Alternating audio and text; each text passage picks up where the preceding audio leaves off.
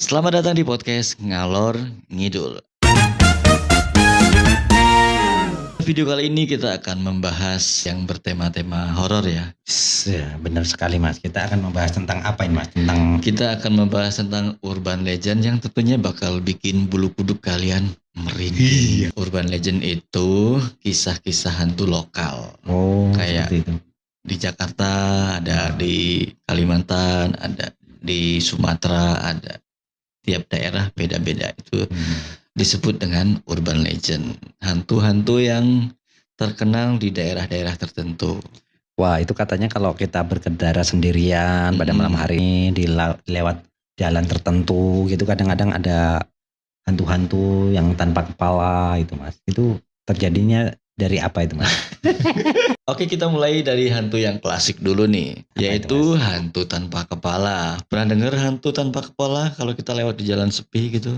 Itu pernah sih Mas, cuman agak-agak lupa Mas. Agak lupa ya, coba saya ingatkan lagi ya. Jadi hantu kepala itu biasanya suka muncul ketika kita naik motor sendirian dan ketika kita lihat spion tiba-tiba ada cewek cantik nih. Tapi tak ada kepalanya. Serem banget sih kalau kita di jalan tiba-tiba ada ketemu hantu yang nggak ada kepalanya. Kalau kamu ketemu hantu yang nggak ada kepalanya itu mau ngomong apa? Ya mungkin kayak saya nanya Mas. Tanya kepalanya kemana? Yakin. Yakin. Tapi ada juga di beberapa daerah yang punya urban legend yaitu wanita berbaju merah. Wih, itu baju merah itu Jangan sampai lolos.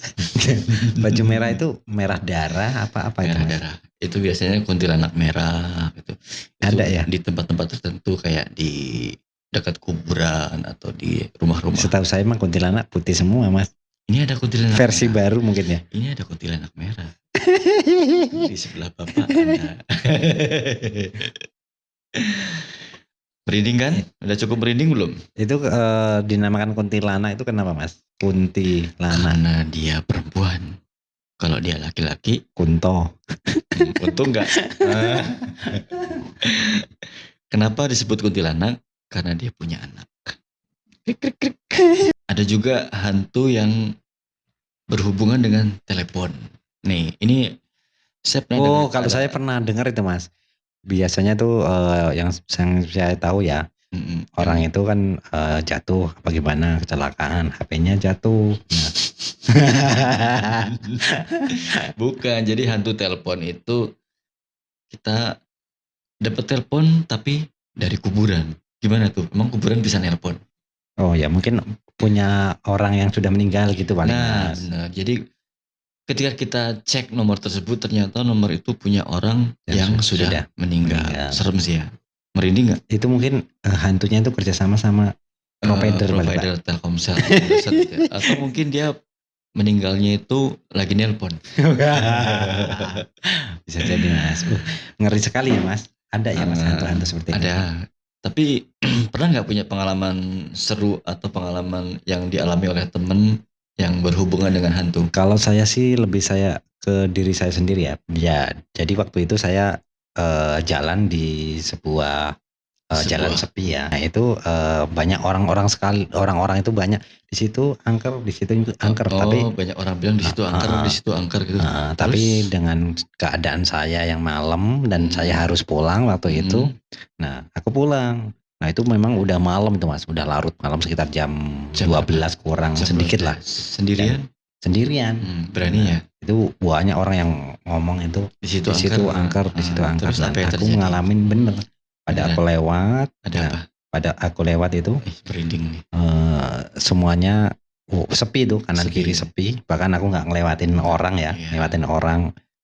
Biasanya kan kalau malam masih ada kan satu orang lewat jalan itu. Ini sepi. Sepi.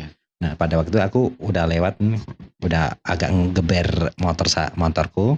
Nah waktu itu bau wangi sekali Mas. Padahal biasanya itu aku lewat ya di siang hari itu nggak pernah wangi-wangi gitu. Itu wanginya wangi apa? Wangi bunga kayak bunga mawar biasanya. Bunga kayak di kuburan itu loh. Benar, itu benar. Dan itu yang lebih saya agak nggak masuk akal lagi tuh, tiba-tiba itu nggak hujan. nggak hujan itu tiba-tiba tuh ada kayak air gitu ya. Kerutuk. Oh, kayak Kerutuk. kayak ada tiba-tiba kayak ada hujan gitu. Hujan lokal gitu loh. Serem juga ya.